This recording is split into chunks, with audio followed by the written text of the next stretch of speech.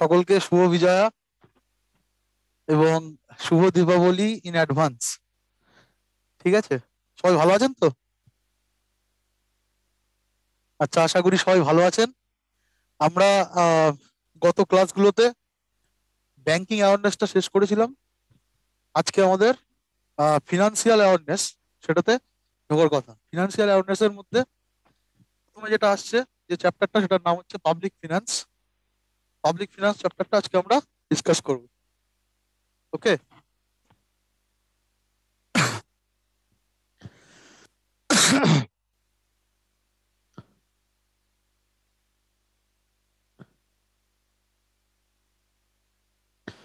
প্রথমত public finance বলতে কি বোঝাচ্ছে, তার মধ্যে কি কি কম্পোনেন্ট আছে যেগুলো নিয়ে আমরা আলোচনা করব সেটা দেখি।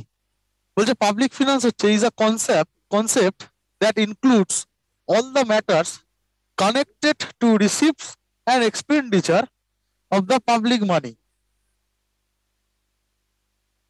পাবলিক মানি বলতে সরকারের যে গভর্নমেন্টের যে মানিটা, সেটা আমাদের থেকেই ট্যাক্সের মাধ্যমে সরকার তোলে, সরকার পায়। সেই জন্য গভর্নমেন্টের যে মানি সেটাকে বলা হচ্ছে পাবলিক মানি। এই যে পাবলিক মানি গভর্নমেন্ট কিভাবে খরচা করে এবং কোথা থেকে পাবলিক মানিটা আর্ন করে, সেটা নিয়ে যে হিসাবটা, সেটা কি বলা হচ্ছে পাবলিক ফিনান্স। পাবলিক ফিনান্সের ম্যাটার্স বলতে তাহলে কি বোঝায়? All the matters connected to receipts. Receipts মানে হচ্ছে আর্ন, মানে গভর্নমেন্টের আর্নিং, এবং এক্সপেন্ডিচার। এক্সপেন্ডিচার মানে হচ্ছে খরচ। ঠিক আছে, পাবলিকের মানিটা ব্যয় এবং আয়, কোথা থেকে সরকারের আয় হয় এবং কোথায় ব্যয় করে, এটাই হচ্ছে পাবলিক ফিনান্সের আলোচনার বিষয়বস্তু। অবজেক্টিভ কি বলছে? Achieve higher rate of economic growth through following steps. তাহলে পাবলিক ফিনান্সের মাধ্যমে সরকার বা গভর্নমেন্ট, সেন্ট্রাল গভর্নমেন্ট কি করে? ইকোনমিক গ্রোথটাকে আরো হায়ার রেট করার চেষ্টা করে। কি কি করে? Raising the ratio of savings two income. তাহলে সরকারের যেটা আর্ন হচ্ছে, যদি 100 টাকা আর্ন হয়, তো 100 টাকার থেকে সরকার 80 টাকা খরচ করলো, তাহলে সরকারের সেভিংস থাকলো কত? 20 টাকা। সরকার কি চেষ্টা করে? পাবলিক ফিনান্সের মাধ্যমে এই এই যে ইনকামের থেকে যে সেভিংসটা, সেটা আরো বাড়ানোর চেষ্টা করে। 20-র জায়গায় 30 টাকা, 40 টাকা, এইভাবে আরো রাইজ করার চেষ্টা করে সেভিংসটা। তাহলে ইনকামটা যদি, সেভিংসটা যদি রাইজ করা যায়, তাহলে কি হবে? সেই সেভিংসের টাকাটা কোনো একটা প্রোডাক্টিভ ওয়েতে খরচ করে সরকারের আয় আরো বাড়ানো যাবে। ঠিক আছে, এটা করার মাধ্যমে সরকার কি চেষ্টা করে? ইকোনমিক গ্রোথটাকে বৃদ্ধি করা। Raising the rate of investment, একই জিনিস। তাহলে 20 থেকে যদি 30 টাকা হয় সেভিংস, বা 40 টাকা করতে পারে, বা 50 টাকা অব্দি সেভিংস করতে পারে, সেক্ষেত্রে কি ইনভেস্টমেন্টটা আরো বেশি করতে পারবে সরকার। যে যত যার কাছে সেভিংস বেশি থাকবে, সে তত ইনভেস্টমেন্ট বেশি করতে পারবে। তাহলে গভর্নমেন্ট এইভাবে ইনভেস্টমেন্ট করে তার টাকাটা প্রোডাক্টিভ ওয়েতে কাজে লাগিয়ে ইকোনমিক গ্রোথ করার চেষ্টা করে। স্পেন্ডিং ইন প্রোডাক্টিভ ওয়ে, একই জিনিস, যে সেভিংসটা আছে সেটাকে প্রোডাক্টিভ ওয়েতে খরচ করার চেষ্টা করে। মানে কোনো জায়গায় ইনভেস্টমেন্ট করার চেষ্টা করে যেখান থেকে সরকারের আয় আরো বাড়বে। মানে সরকারের এমন জায়গায় ইনভেস্টমেন্ট করবে যার থেকে সরকারের আয়টা আরো বাড়বে, সেটা করানোর চেষ্টা করে। Reducing inequalities in income and wealth. আমরা জানি আমাদের মতো এই যে ডেভেলপ যে কান্ট্রি গুলো আছে, সেখানে যে বড় লোক সে খুব বড় লোক, যে গরিব মানুষ তারা খুবই গরিব মানুষ। তাহলে এটা কি হচ্ছে? যে ইকোনমিতে ইনইকুয়ালিটি আছে, তার মানে, ঠিক আছে, সেই ইনইকুয়ালিটিটা কমানোর চেষ্টা করে। ওয়েলথ, সরকারের যে সম্পদ আছে সেটাকে প্রপার ডিস্ট্রিবিউশনের মাধ্যমে সরকার কি চেষ্টা করে? যে মাঝখানে যে গ্যাপটা আছে, ইনকাম গ্যাপ বা ইনইকুয়ালিটিটা আছে, সেটা কমানোর চেষ্টা করে। 2 নম্বর অবজেক্টিভ কি পাবলিক ফিনান্স করার? প্রাইস স্টেবিলিটি, যেটা আমরা মনিটারি পলিসি, আরবিআই মনিটারি পলিসিতে পড়েছিলাম, যে ইনফ্লেশনটা কমানোর চেষ্টা করে বা প্রাইসটা স্টেবল রাখার, কোনো জিনিসের দ্রব্যমূল্য স্টেবল রাখার চেষ্টা করে পাবলিক ফিনান্সের মাধ্যমে। ঠিক আছে, তো মূলত পাবলিক ফিনান্সের এগুলি হচ্ছে মূল অবজেক্টিভ বা লক্ষ্য পাবলিক ফিনান্স করার। এবং পাবলিক ফিনান্স বলতে কি? সরকারের রিসিপ্টস এবং এক্সপেন্ডিচার, এটা নিয়ে যে আলোচনা, সেটাকে পাবলিক ফিনান্স বলা হচ্ছে। এবার আমরা দেখবো কম্পোনেন্টস অফ পাবলিক ফিনান্স, মানে পাবলিক ফিনান্সের মধ্যে কি কি বিষয়গুলো আছে। পাবলিক এক্সপেন্ডিচার, মানে সরকারের টাকাটা কিভাবে সরকার খরচ করছে। পাবলিক রেভিনিউ, কিভাবে আয় করছে সরকার। ফিনান্স স্ক্রুটিনি, এবং খরচ আয় এগুলো কিভাবে হচ্ছে না হচ্ছে সেগুলো স্ক্রুটিনি করে। ফিসকাল পলিসি, ট্যাক্সেশন, বিভিন্ন রকম ট্যাক্স কিভাবে, কোন ট্যাক্সটা কিভাবে কাজে লাগাবে, কোন ট্যাক্সটার মাধ্যমে টাকা আরো বেশি আর্ন করা যাবে, এগুলো হচ্ছে ফিসকাল পলিসির মধ্যে পড়ছে। ফিনান্সিয়াল অ্যাডমিনিস্ট্রেশন, ঠিক আছে, এই যে ট্যাক্স গুলো আরোপ করার জন্য বিভিন্ন রকম অ্যাডমিনিস্ট্রেটিভ ওয়ার্কের দরকার হয়, সেই অ্যাডমিনিস্ট্রেশন গুলো করে। এবং পাবলিক বরোয়িং, এবং যখন কিছু হয় যে ডিসপ্যারিটি তৈরি হয়, এক্সপেন্ডিচার যদি আর্নিং থেকে বা রিসিভ থেকে সরকারের বেশি হয়ে যায়, সেক্ষেত্রে কি করে, পাবলিক বরোয়িং এর মাধ্যমে সেই যে হচ্ছে ডেফিসিটটা, সেটাকে সরকার পূরণ করার চেষ্টা করে। তাহলে এইগুলোই হচ্ছে পাবলিক ফিনান্সের কম্পোনেন্টস। পাবলিক ফিনান্সে এই বিষয়গুলো নিয়ে আলোচনা করা হয় বা এই বিষয়গুলো নিয়ে কাজ করা হয় পাবলিক ফিনান্সের মাধ্যমে। আমরা পাবলিক ফিনান্সের ডেফিনেশন, অবজেক্টিভ এবং কম্পোনেন্টস দেখলাম। এবার আমরা এক এক করে পাবলিক ফিনান্সের বিভিন্ন কম্পোনেন্টস গুলো নিয়ে আলোচনা করব। তার আগে বলে নেওয়া উচিত, আমাদের কনস্টিটিউশনে 112 নম্বর আর্টিকেলে, ইন্ডিয়ান কনস্টিটিউশন 112 নম্বর আর্টিকেলে অ্যানুয়াল ফিনান্সিয়াল স্টেটমেন্ট বলে একটা কথা লেখা আছে, একটা সেন্টেন্স লেখা আছে, অ্যানুয়াল ফিনান্সিয়াল স্টেটমেন্ট, যেটাকে আমরা মানে মৌখিক ভাষায় বা চলিত ভাষায় আমরা যেটাকে বাজেট বলে জানি। The term budget is nowhere used in the constitution. Constitution এই বাজেট কথাটা কোথাও কিন্তু ব্যবহার করা হয়নি। বাজেটের বদলে আমাদের কনস্টিটিউশনে লেখা রয়েছে annual financial statement. Budget is referred to as a annual financial statement in the constitution under article 112, মানে আর্টিকেল 112-তে বাজেটকে কি লেখা আছে, অ্যানুয়াল ফিনান্সিয়াল স্টেটমেন্ট। ঠিক আছে, এটা কনস্টিটিউশনে লেখা রয়েছে যে পাবলিকের মানে সরকার যেটা আয় করছে আমাদের থেকে বা আর্নিং করছে, এবং সরকার যেভাবে ব্যয় করছে সেই টাকাটা, সেটা সরকার প্রত্যেক বছর পার্লামেন্টে পেশ করবে, জনগণকে জানাবে যে কোথায় আয় করছে, কত টাকা আয় হচ্ছে এবং কত টাকা ব্যয় করছে কোথায়, সেটা জনগণকে জানাবে। ঠিক আছে, এবার একটা এস্টিমেট করবে পরের বছরের জন্য। এটা করার কথা আমাদের 112 নম্বর আর্টিকেলে কনস্টিটিউশনে বলা আছে, গভর্নমেন্টকে এটা করতে হবে। এবং সেটাকে আমরা যেটাকে বাজেট বলে জানি, সেটা কিন্তু আসলে বাজেট কথাটা কনস্টিটিউশনে নেই, সেটা অ্যাকচুয়ালি অ্যানুয়াল ফিনান্সিয়াল স্টেটমেন্ট কথা হিসেবে আছে, এই কথা হিসেবে আছে, এই ওয়ার্ডটাই আছে। রেল বাজেট, যেটা জেনারেল বাজেট 1924 সালে, আগে রেল বাজেটটা জেনারেল বাজেটটা একই ছিল। 1924 সালে কি করা হলো, রেল বাজেটটাকে জেনারেল বাজেট থেকে বের করে দেওয়া হলো, রেল বাজেট থেকে আলাদা করা হতো। আবার 2017 সালে সেই রেল বাজেটটাকে আবার জেনারেল বাজেটের মধ্যে নিয়ে আসা হলো। তাহলে বর্তমানে রেল বাজেট বলে আলাদা কোনো বাজেট হয় না, জেনারেল বাজেটের মধ্যেই রেল বাজেট নিয়ে আলোচনা করা হয়। The budget is a statement of the government estimated receives and expenditure in a financial year. তাহলে একটা বছরে, একটা অর্থনৈতিক বছরে সরকার কোত্থেকে আয় করছে এবং কোথায় ব্যয় করছে তার একটা এস্টিমেট, সেটাই হচ্ছে বাজেট। যেটা হচ্ছে এপ্রিলের 1 তারিখ থেকে মার্চের 31 তারিখ অবধি, এই টাইম পিরিয়ডটার মধ্যে এই হিসাবটা করা হয়। এপ্রিলের 1 তারিখ থেকে মার্চের 31 মার্চের মধ্যে এই এক বছরে কত টাকা আয় হলো, কত টাকা ব্যয় করলো সরকার, তার একটা হিসাব, একটা স্টেটমেন্ট গভর্নমেন্ট জনগণের কাছে বা পার্লামেন্টে তুলে ধরে। ঠিক আছে, এটাকেই বলা হচ্ছে অ্যানুয়াল ফিনান্সিয়াল স্টেটমেন্ট বা চলিত ভাষায় বাজেট। এবার আমরা দেখব সরকারের বা পাবলিক মানি কোত্থেকে, গভর্নমেন্টের আয় এবং ব্যয় কোথা থেকে, সরকারের আয়ের সোর্স কোনগুলো এবং সরকার ব্যয় কিভাবে করে, সেগুলো আমরা দেখব। তো পাবলিক ফিনান্সের মধ্যে কম্পোনেন্টের মধ্যে কি আছে, গভর্নমেন্টের রিসিপ্ট, রিসিপ্ট মানে হচ্ছে আর্নিং, গভর্নমেন্টের আয় আর এক্সপেন্ডিচার। তাহলে পাবলিক ফিনান্স বলতে গভর্নমেন্টের রিসিপ্ট এবং এক্সপেন্ডিচারকে বোঝায়। গভর্নমেন্ট রিসিপ্টস বা আর্ন কোথা থেকে করে, রেভিনিউ রিসিপ্টস আর একটা হচ্ছে ক্যাপিটাল রিসিপ্টস, এই দুটো ভাগে ভাগ করে গভর্নমেন্ট হিসাব করে তার রিসিপ্টস কত হচ্ছে। দুটো খাতে বা দুটো অ্যাকাউন্টে গভর্নমেন্ট রিসিপ্টের হিসাব গভর্নমেন্ট করে থাকে, দুটো অ্যাকাউন্টে। একটা হচ্ছে রেভিনিউ খাত আর একটা হচ্ছে ক্যাপিটাল খাত। রেভিনিউ খাতের আয় বলতে কোন কোন ক্ষেত্রে আয়কে বোঝায়, গভর্নমেন্ট আমাদের কাছ থেকে ট্যাক্সের মাধ্যমে, বিভিন্ন ডিরেক্ট এবং ইনডাইরেক্ট ট্যাক্সের মাধ্যমে আমাদের কাছ থেকে একটা আয় করে থাকে, সেটাকে বলা হয় গভর্নমেন্টের tax revenue receipts. Tax revenue receipts, এই ট্যাক্স দু রকমের হয়, ডাইরেক্ট ট্যাক্স এবং ইনডাইরেক্ট ট্যাক্স। ডাইরেক্ট ট্যাক্সের উদাহরণ হচ্ছে ইনকাম ট্যাক্স, ইনডাইরেক্ট ট্যাক্সের উদাহরণ হচ্ছে এক্সাইজ ডিউটি, ঠিক আছে, কাস্টম ডিউটি ইত্যাদি হচ্ছে সব ইনডাইরেক্ট ট্যাক্স। এগুলো নিয়ে আমরা আরো ডিটেলসে পরে আলোচনা করবো ট্যাক্সের মাধ্যমে, যখন ট্যাক্স করবো। তাহলে এই যে ট্যাক্সের মাধ্যমে গভর্নমেন্টের যে আয়, সেটাকে বলা হয় ট্যাক্স রেভিনিউ রিসিপ্টস।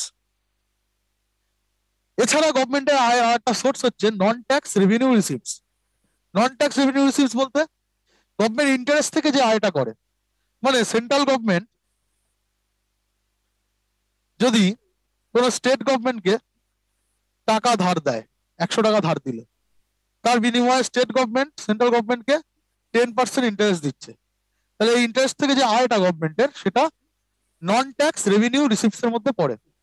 তাহলে ইন্টারেস্ট থেকে যে আয় সেন্ট্রাল গভর্নমেন্টের, সেটা গভর্নমেন্টের কি, নন ট্যাক্স রেভিনিউ রিসিপ্টস। আর কি নন ট্যাক্স রেভিনিউ রিসিপ্টস এর মধ্যে আর কি আছে, ডিভিডেন্ড এবং প্রফিট। মানে গভর্নমেন্টের বিভিন্ন, সেন্ট্রাল গভর্নমেন্টের বিভিন্ন, গভর্নমেন্ট অফ ইন্ডিয়া বিভিন্ন সংস্থা আছে, কোল ইন্ডিয়া লিমিটেড, ঠিক আছে, এরকম অনেক ওএনজিসি, অনেক সংস্থা আছে।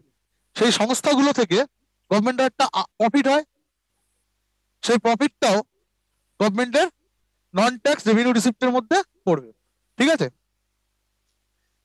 এছাড়া আরো কিছু আদার নন ট্যাক্স রেভিনিউ, ট্যাক্স বাদে আদারও কিছু রিসিপ্টস গভর্নমেন্টের হয়।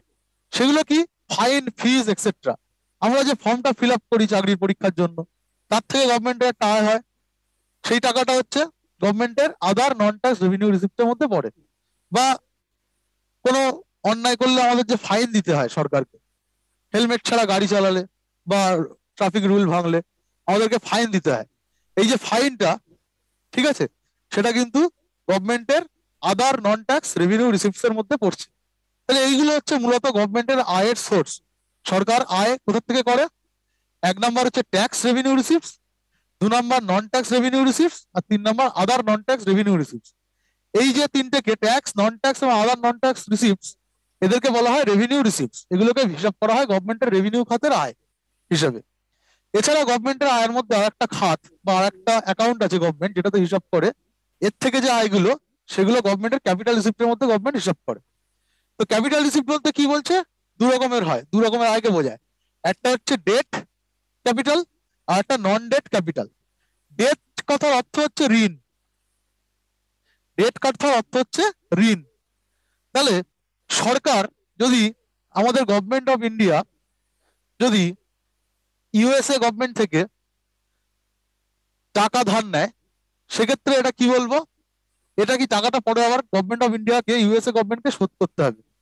তাহলে এটা কি, গভর্নমেন্ট ঋণই থেকে যাচ্ছে, তাই তো। এটা হচ্ছে গভর্নমেন্টের debt capital receipts, debt capital receipts. এটা কি, গভর্নমেন্টকে পরে শোধ করতে হবে টাকাটা, সেই জন্য এটাকে বলা হয় ডেট ক্যাপিটাল রিসিপ্টস।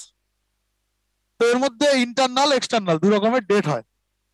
দেশের মধ্যে থেকে গভর্নমেন্ট ধার নিতে পারে, দেশের জনগণের কাছ থেকে বা ব্যাংকের থেকে, আবার সেগুলোকে ইন্টারনাল ডেট রিসিপ্টস। বা দেশের বাইরে থেকে, ইউএসএ গভর্নমেন্ট থেকে বা কোনো একটা সংস্থা, ওয়ার্ল্ড ব্যাংক, আইএমএফ ইত্যাদি সংস্থা থেকেও ধার নিতে পারে, ওগুলো হচ্ছে এক্সটার্নাল ডেট ক্যাপিটাল রিসিপ্টস। আর একটা হয় নন ডেট ক্যাপিটাল রিসিপ্টস। নন ডেটের মানে কি, যে যেখানে গভর্নমেন্ট ঋণই থাকবে না। নন ডেট বলতে যে ক্ষেত্রে গভর্নমেন্ট কারোর কাছে ঋণই থাকবে না, ক্যাপিটাল রিসিপ্ট করছে, বাট সেটা আর ফেরত দিতে হবে না। সেটা কি, recoveries of loan and disinvestment থেকে যে আয়। রিকভারিজ অফ লোন মানে আমাদের central government, government of India, এই যে স্টেট গভর্নমেন্টকে 100 টাকা ধার দিয়েছিল, তার জন্য 10% যে ইন্টারেস্টটা পাচ্ছে বছরে, সেই ইন্টারেস্টটা হচ্ছে গভর্নমেন্টের রেভিনিউ খাতের আয়, নন ট্যাক্স রেভিনিউ রিসিপ্টস এর মধ্যে পড়ছে, আমরা আগেই জেনেছি। কিন্তু এই যে ক্যাপিটাল যেটা দিয়েছিল 100 টাকা, সেটাও তো ফেরত দেবে এক সময়। সেন্ট্রাল গভর্নমেন্ট স্টেট গভর্নমেন্ট থেকে ফেরত দেবে যে ক্যাপিটালটা দিয়েছিল 100 টাকা। সেই ক্যাপিটালটা যখন ফেরত পাচ্ছে, তখন সেটা কি, গভর্নমেন্টের নন ডেট ক্যাপিটাল রিসিপ্টের মধ্যে পড়ছে। যে ইন্টারেস্টটা পাচ্ছে টাকা ধার দেওয়ার জন্য, সেটা রেভিনিউ রিসিপ্ট, নন ট্যাক্স রেভিনিউ রিসিপ্টস এর মধ্যে পড়ছে ইন্টারেস্টটা। কিন্তু যখন ক্যাপিটালটা ফেরত পাচ্ছে, তখন সেটা নন ডেট ক্যাপিটাল রিসিপ্টস এর মধ্যে পড়ছে, ঠিক আছে। এছাড়া ডিসইনভেস্টমেন্ট থেকে আয়, মানে গভর্নমেন্টের একটা সংস্থা আছে, এলআইসি, গভর্নমেন্টের একটা সংস্থা, এখানে গভর্নমেন্টের শেয়ার আছে ধরলাম 100%। তো গভর্নমেন্ট কি করলো, এলআইসির 10-20% শেয়ার বিক্রি করলো প্রাইভেটে। সেক্ষেত্রে এটাকে বলা হয় ডিসইনভেস্টমেন্ট, ঠিক আছে। গভর্নমেন্টেরই থাকছে সংস্থাটা, 80% শেয়ার যেহেতু গভর্নমেন্ট অফ ইন্ডিয়ার আছে, তাহলে সংস্থাটা গভর্নমেন্টেরই থাকছে, কিন্তু তার থেকে কিছু শেয়ার সে প্রাইভেটে বিক্রি করছে। এই যে গভর্নমেন্টের কোনো সংস্থার শেয়ার বিক্রি করা, এটাকে বলা হয় ডিসইনভেস্টমেন্ট। তাহলে এই যে শেয়ার বিক্রি করে যে টাকাটা আয় হলো গভর্নমেন্টের, সেটা গভর্নমেন্টের নন ডেট ক্যাপিটাল রিসিপ্টস এর মধ্যে পড়ছে। ঠিক আছে, শেয়ার বিক্রি করে, গভর্নমেন্টের কোনো সংস্থার শেয়ার বিক্রি করে, কিন্তু অ্যাকচুয়ালি সংস্থাটা কার থাকছে? 80% শেয়ার যার, গভর্নমেন্ট অফ ইন্ডিয়ার। সংস্থাটা গভর্নমেন্ট অফ ইন্ডিয়ারই আছে, তার 20% শেয়ার বিক্রি করেছে, এটাকে বলা হয় ডিসইনভেস্টমেন্ট। যদি 60% শেয়ার বিক্রি করে দিত, তাহলে গভর্নমেন্টের থাকতো 20%, গভর্নমেন্টের থাকতো 40%। সেক্ষেত্রে কি সংস্থাটা কিন্তু মালিক আর গভর্নমেন্ট থাকতো না, মানে লেস দেন 50% হয়ে গেলে, 50%-এর কম বা 51%-এর কম হয়ে গেলে, তখন সেটা আর গভর্নমেন্ট সংস্থা বলা যায় না, এটাকে বলা হয় প্রাইভেটাইজেশন। যখন লেস দেন 51% হয়ে যাচ্ছে গভর্নমেন্টের শেয়ার, তখন এটাকে বলে প্রাইভেটাইজেশন। কিন্তু মোর দেন 51% যদি গভর্নমেন্টের শেয়ার থাকে, তাহলে সেই সংস্থাটা আসল মালিক গভর্নমেন্ট, যার 51%-এর বেশি আছে। ঠিক আছে, সেক্ষেত্রে এটাকে বলা হয় ডিসইনভেস্টমেন্ট। এবং এই ডিসইনভেস্টমেন্ট থেকে যে আয়টা গভর্নমেন্টের, সেটাকে বলা হচ্ছে নন ডেট ক্যাপিটাল রিসিপ্টস, বা নন ডেট ক্যাপিটাল রিসিপ্টস এর মধ্যে সরকার এটাকে হিসাব করে থাকে। ঠিক আছে, এইগুলো হচ্ছে সরকারের আয়ের সোর্স বা রিসিপ্টস, যেটাকে ইকোনমিক ভাষায় রিসিপ্টস বলা হয়। তাহলে রিসিপ্টস দু রকম হয়, আমরা জানবো রেভিনিউ রিসিপ্টস আর ক্যাপিটাল রিসিপ্টস। কোন খাতে কোনটা হিসাব করে সেগুলো আমরা দেখলাম। এক্সপেন্ডিচারের ক্ষেত্রেও সরকারের যে ব্যয়, সেই ব্যয়ের ক্ষেত্রেও দুটো ভাগে সরকার ব্যয় করে থাকে, একটা হচ্ছে রেভিনিউ এক্সপেন্ডিচার, একটা ক্যাপিটাল এক্সপেন্ডিচার। তাহলে এর মধ্যে যে ব্যাপারগুলো পড়ছে, এগুলোর জন্য যে এক্সপেন্ডিচারটা হয় সেটা হচ্ছে ক্যাপিটাল এক্সপেন্ডিচার। সরকার যদি, central government, government of India 100 টাকা ধার দিল West Bengal, government of West বেঙ্গলকে, গভর্নমেন্ট অফ ওয়েস্ট বেঙ্গলকে, তাহলে 100 টাকা যেটা ধার দিল, এটা কি ক্যাপিটাল খাতের ব্যয়? ঠিক আছে, বা অন্য বিদেশের কোনো কাউকে ধার দিতে পারে, শ্রীলঙ্কাকে ধার দিল, তাহলে এটা কি ক্যাপিটাল খাতের ব্যয়, ক্যাপিটাল এক্সপেন্ডিচার। রেভিনিউ এক্সপেন্ডিচার মানে কি? এই যে ট্যাক্স, ট্যাক্স নেওয়ার জন্য বা বিভিন্ন নন ট্যাক্স থেকে যে আয়গুলো রেভিনিউ রিসিভস হয়, তার জন্য সরকারকে কিছু খরচা করতে হয়। ট্যাক্স অ্যাডমিনিস্ট্রেশনের জন্য, ট্যাক্সটা তুলছে আমাদের থেকে, তার জন্য ট্যাক্সের অফিসার নিয়োগ করতে হচ্ছে, ট্যাক্সের অফিস খুলতে হচ্ছে, বা আমাদের ডে টু ডে যে আমাদেরকে বিভিন্ন রকম ফ্যাসিলিটি সরকার দিচ্ছে, সরকার স্কুলিং দিচ্ছে আমাদেরকে, হসপিটাল ফ্যাসিলিটি দিচ্ছে, তার জন্য কি এমপ্লয়ি নিয়োগ করতে হয়েছে, এর জন্য সরকারের একটা যে ব্যয় হচ্ছে, সেই ব্যয়টা হচ্ছে রেভিনিউ এক্সপেন্ডিচারের মধ্যে পড়ছে। ঠিক আছে, ডে টু ডে এক্সপেন্স করার জন্য সরকারের যে খরচ, সরকার চালানোর জন্য সরকারের যে খরচটা হয়, যে এমপ্লয়ীদের মাইনে দিতে হয়, এগুলো হচ্ছে সরকারের সব রেভিনিউ এক্সপেন্ডিচারের মধ্যে পড়ে। ক্যাপিটাল এক্সপেন্ডিচার মানে কাউকে যদি টাকাটা ক্যাপিটাল ধার দিচ্ছে সরকার, সেটা হচ্ছে সরকারের ক্যাপিটাল এক্সপেন্ডিচারের মধ্যে পড়ে। ঠিক আছে, এটা সম্পর্কে আমরা এক্সপেন্ডিচার নিয়ে আরো ডিটেলসে নেক্সট স্লাইডে জানবো। ঠিক আছে, এই অবধি আশা করি কারোর কোনো ডাউট নেই। ঠিক আছে, তাহলে নেক্সট স্লাইডে আমরা এক্সপেন্ডিচার নিয়ে আরো ডিটেলসে জানবো।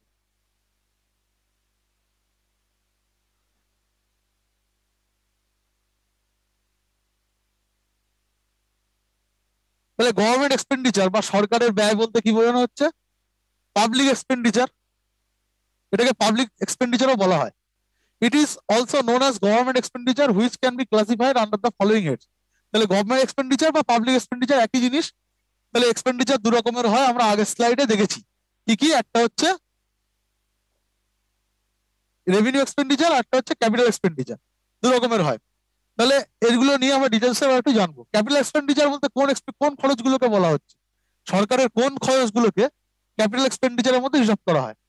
বলছে these are those government expenditure which results in the certain the creation of physical or financial assets or reduction in financial liabilities.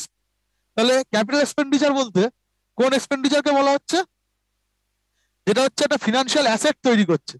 Central government, government of India যদি গভর্নমেন্ট অফ ওয়েস্ট বেঙ্গলকে 1 কোটি টাকা ধার দেয়, তাহলে এটা কি সরকারের এর থেকে আয় হচ্ছে ইন্টারেস্টের মাধ্যমে। তাহলে এটা কি সরকারের 1 কোটি টাকাটা কি একটা অ্যাসেট, ফিনান্সিয়াল অ্যাসেট। ঠিক আছে, তাহলে এটা কি, এটা হচ্ছে গভর্নমেন্টের ক্যাপিটাল এক্সপেন্ডিচারের মধ্যে পড়বে। তাহলে ক্যাপিটাল এক্সপেন্ডিচার বলছে সেটা creation of physical or financial assets or reduction in financial liabilities, ঠিক আছে, এর এর জন্য কিন্তু সরকারের কোনো লায়াবিলিটি হচ্ছে না, সরকারের আরো অ্যাসেট তৈরি হচ্ছে। এই 1 কোটি টাকা থেকে সরকারের আরো 10% করে ইন্টারেস্ট আয় হচ্ছে। তাহলে সরকারের এই 1 কোটি টাকাটা কিন্তু অ্যাসেট, এটা লায়াবিলিটি নয়। তাহলে যে খরচাগুলোর মাধ্যমে সরকারের অ্যাসেট, ফিনান্সিয়াল অ্যাসেটস বাড়ে, ঠিক আছে, বা ফিজিক্যাল অ্যাসেটস বাড়ে, সরকার কোনো একটা মেশিন কিনলো, সেই মেশিনটা থেকে সরকার কোনো একটা প্রোডাকশন করে তার থেকে সরকারের আয় হচ্ছে, তাহলে সেই মেশিনটা কি সরকারের ফিজিক্যাল অ্যাসেটস। এবং সেই মেশিনটা কেনার জন্য যে খরচটা সেটা সরকারের হচ্ছে ক্যাপিটাল এক্সপেন্ডিচার। এবং ফিনান্সিয়াল অ্যাসেটস কোনটা, যে টাকাটা ধার দিচ্ছে কাউকে তার থেকে সরকারের আয় হচ্ছে, সেটা সরকারের ফিনান্সিয়াল অ্যাসেটস। তার থেকে সরকারের যে আয় বা সেই টাকাটার জন্য যে ব্যয়, মানে 1 কোটি টাকা তো দিতে হয়েছে কোনো গভর্নমেন্টকে, কাউকে দিতে হয়েছে ধার, তো এটা একটা ব্যয়ের মধ্যে পড়ছে 1 কোটি টাকাটা। এটা হচ্ছে সরকারের capital expenditure. Expenditure on the acquisition of land, building, machinery, equipment, investment in shares.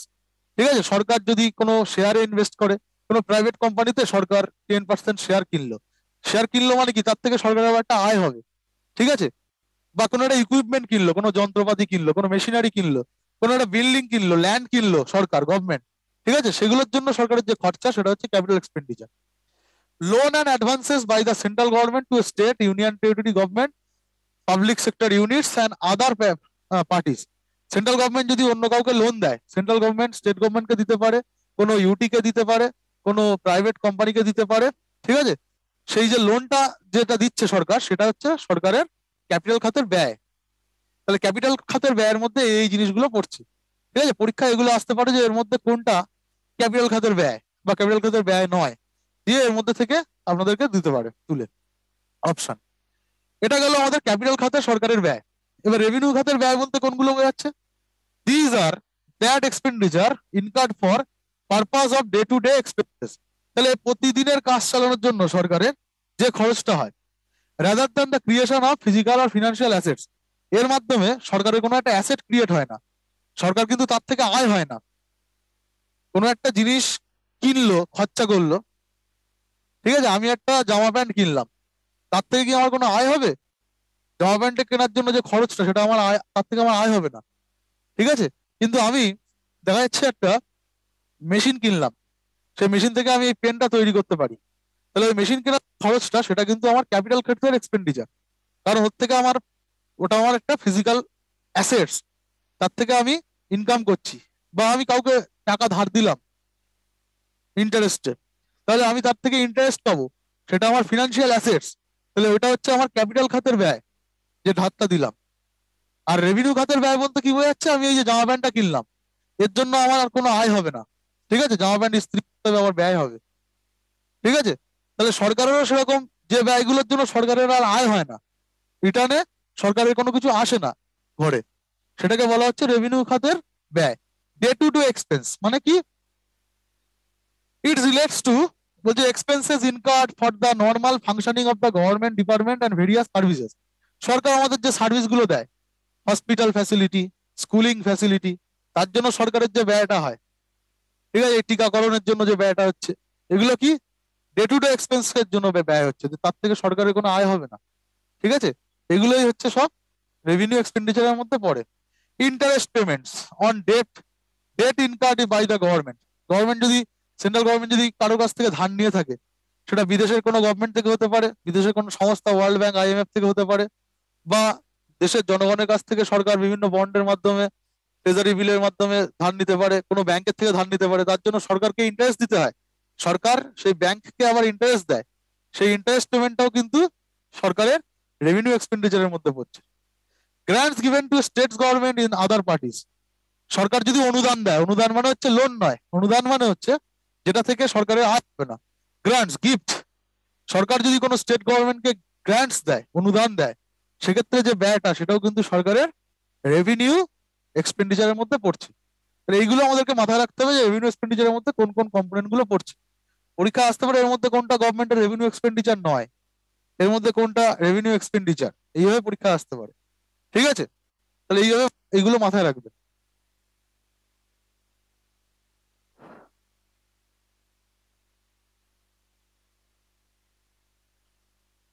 বলছে both capital and revenue expenditure are also categorised as plan and non plan.